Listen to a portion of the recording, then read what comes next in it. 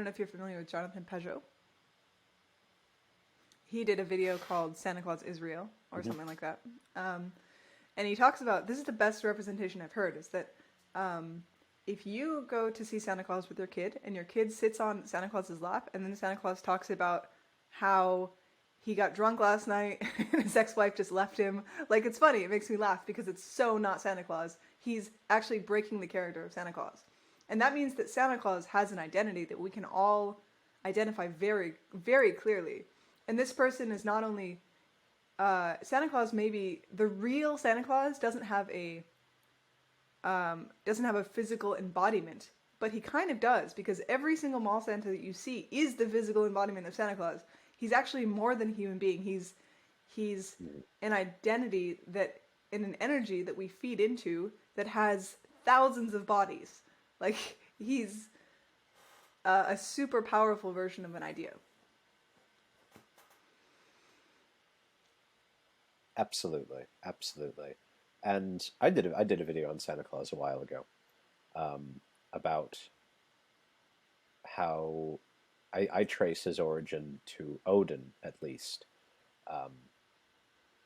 and that, you know, Krampus. But yeah, talk about him.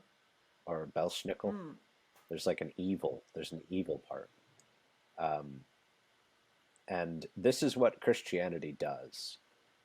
So what begins as a singular pagan god, which is capable of good and evil actions, is divided by Christianity into a saint and a devil. And there can only be these two. There is an intolerance for the ambiguous pagan figure, the singular thing, which is often the real thing, in my opinion. But it becomes schizophrenic, and these energies are schizophrenized. Now, I think they ultimately find their way back into one thing, often. But, you know, it's even apparent in Islam, where all of the gods at Mecca, all of the gods at the shrine are demonized and become the jinn. They're the same thing, you know?